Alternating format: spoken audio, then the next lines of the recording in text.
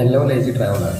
ఈరోజు నేను Chintapalli to Narsipatnam ghat రోడ్ని explore చేద్దామని చెప్పి ఇలా బస్సు జర్నీ చేస్తున్నాను. ఫస్ట్ టైం బస్సు కంటకు వచ్చాడం ఘాట్ రోడ్లో. చూడండి మా నైట్ అందాలు సాయంత్రం 5:30 ఎలా అవుతుంది. చూడండి ఎలా ఉంది క్లైమేట్. మనం ఆసం ఉంది, మామూలుగా లేదు, దూరం ఉంది క్లైమేట్. ఇలాంటి క్లైమేట్ మళ్ళీ ఇలా ఉంటుంది, కిందన కూడా దొరకదు ఇలాంటి క్లైమేట్. చూడండి ఎంత నీట్గా ఉందో క్లైమేట్ మాత్రం.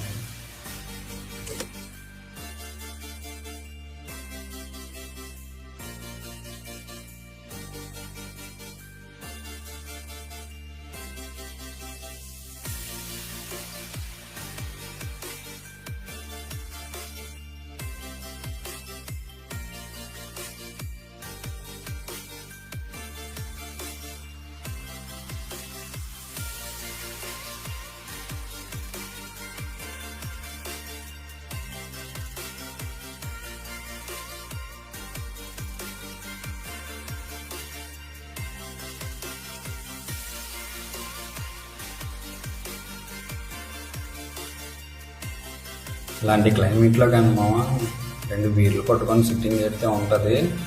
మళ్ళీ ఎంత తాగినా తాగినట్టు ఉండదు. అంత బాగుంది ప్లేస్ మాత్రం. కొండలు అవి అంతే మామ. నెక్స్ట్ వచ్చేది లంబసింగ్ మాట. చూడండి, Lambasingi view point left side ఉంటుంది. అది నేను చూపించలేదు బస్సు వల్ల. అలా కొంచెం ఫ్రంట్గా లంబసింగ్ సినిమా కూడా ఇక్కడే ఉంది. లంబసింగ్ సెంటర్ మొత్తానికి లంబసింగ్ సెంటర్ అనమాట. అలా లెఫ్ట్ రోడ్ ఉంటే లెఫ్ట్కి వెళ్ళేది రాజీ అనమాట.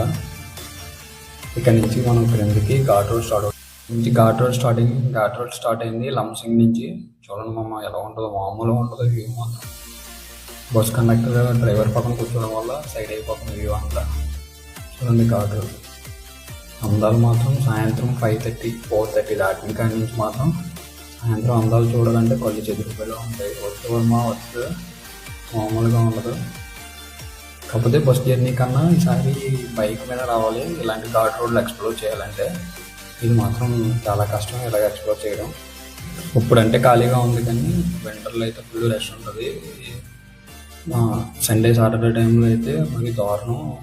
కార్లు అంటే చాలామంది లంబసింగ్ అనేది చాలా చూడడానికి ఎక్కువ మంది వస్తారు కదా. ఎక్కువ పడని మంచు మాత్రం లంబసింగ్లోనే పడుతుంది. అందుకని ఎక్కువ మంది వస్తుంటారు అన్నమాట.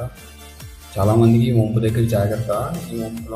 ఈ వంపు తిరుగుతున్నప్పుడు చూడండి అక్కడ కనిపిస్తుంది మనకి. అది అలా కట్టారు కదా, ఇక్కడి నుంచే లారీ కిందకి వెళ్ళిపోయింది. లారీ బ్రేక్ ఫెయిల్ అయ్యి కిందకి వెళ్ళిపోయి కింద పడుతుంది అనమాట. శుభ్రం అందులోనే 2 చనిపోయారు అనమాట.